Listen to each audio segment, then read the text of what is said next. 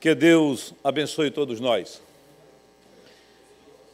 Senhor presidente, galeria imprensa, senhores servidores.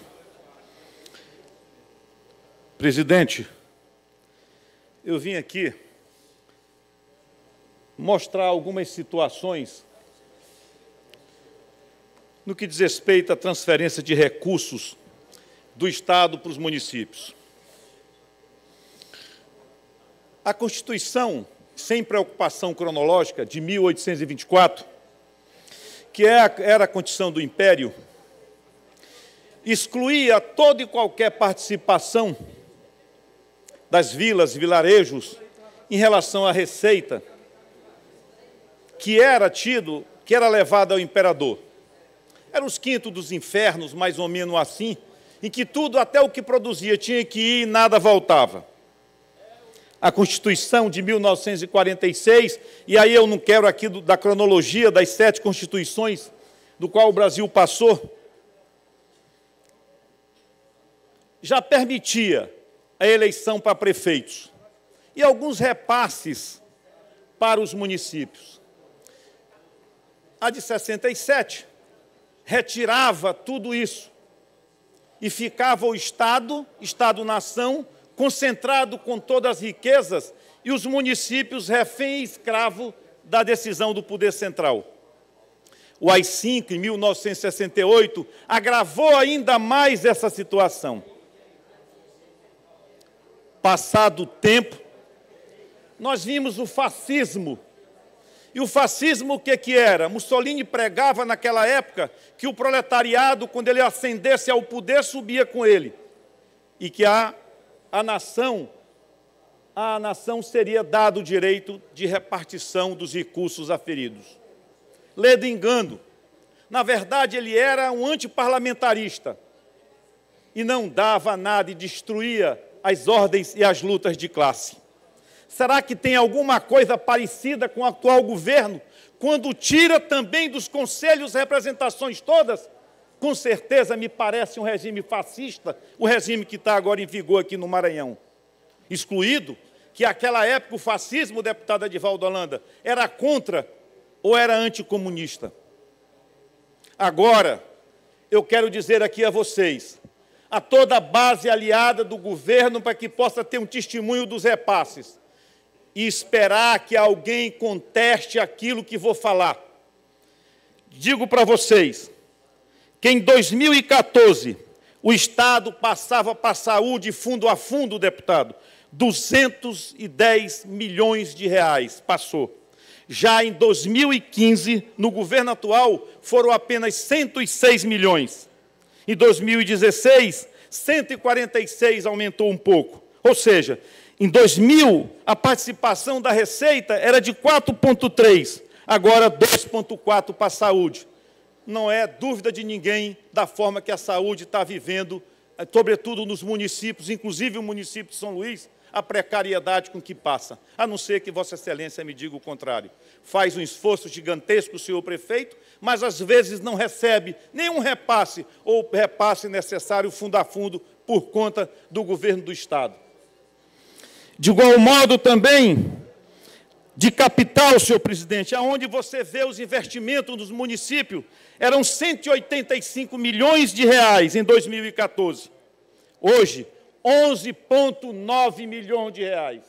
Eu vou repetir, saiu de 185 milhões para 11,9 milhões de reais. Ou seja, uma participação na Receita de 3,8% para 0,2%. E que alguém do governo aqui, alguém da base do governo conteste os meus dados. Ficaria feliz, deputado Eduardo Braide, se houvesse esse tipo de contestação.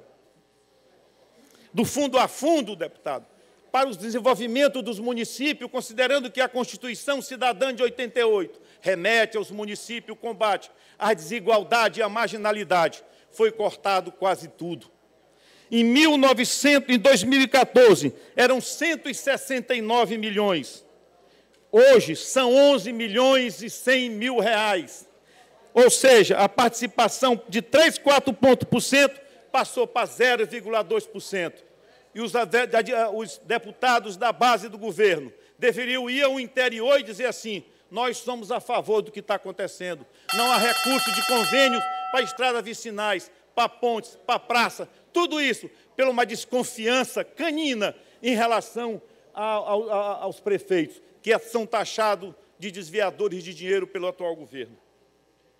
São esses valores que eu quero mostrar para vocês, do que o repasse, a não ser o constitucional, porque não pode mudar. Saiu de 8,7 da Receita Tributária para 3,0, com redução de 230 milhões nos últimos 4 anos para os municípios.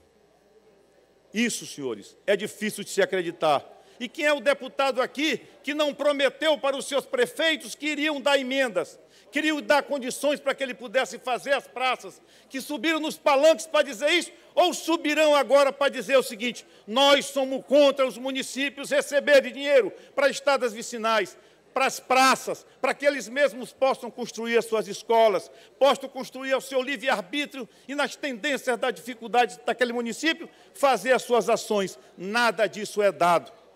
Mas, com certeza, alguém pode dizer o contrário. E eu pergunto para vocês, isso o governo fez e continua fazendo para tornar os estados escravos, os escravos refém, na esperança, uma esperança que não quer morrer. Mas eu digo a vocês, vamos lutar por uma esperança do verbo esperançar, e não por uma esperança do verbo esperar. Que quando nós temos uma esperança do verbo esperar, é sentar para que os outros possam fazer por nós, sem que haja necessidade de nós mesmos fazer por nós.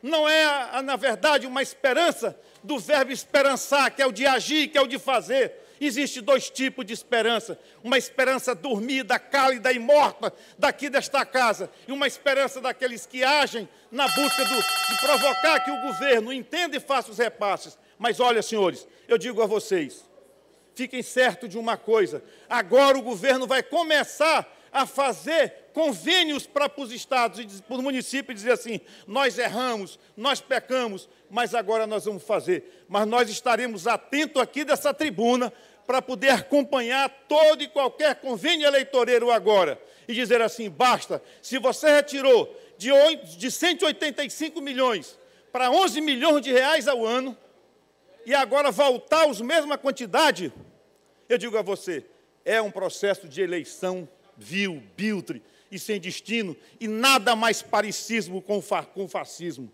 Nada mais parecido com o fascismo. E eu queria que os deputados da base do governo digam para mim que são contra os repasses para as prefeituras, para que a gente possa estampar nos meios de comunicação, para quando forem para a base dizer assim: olha, não me peça uma praça porque eu sou a favor do governo e sou contra a praça. Não me peça uma estrada para o escoamento da agricultura porque eu sou contra também. Mas é o que está aqui na historiografia dos repasses para os municípios. É difícil compreender que nós políticos agora vamos subir e vamos dizer assim: nós vamos fazer. E é por isso, deputado presidente, que eu pedi à governadora Rosiana que colocasse no seu plano de trabalho, já para o exercício, a emenda impositiva, que é para dar o direito discricionário de nós, parlamentares, movido por um sentimento constitucional, darmos aquilo que o governo vem negando aos municípios. E a FAMEM, que faz aí as caravanas e caminhadas para reivindicar recursos do governo federal, mas não se move no mesmo sentido de defender os seus prefeitos rumo ao Palácio dos Leões. Assim é a história contada, igualzinho e parecido, e não é lê do engano ou mera coincidência do fascismo aplicado no Maranhão. Quanto a vocês, queridos bombeiros, na minha vida pública, por ser militar, eu disse que nunca votaria contra professores e nem contra policiais e, sobretudo, bombeiros. Fique certo que vocês terão meu apoio e meu voto.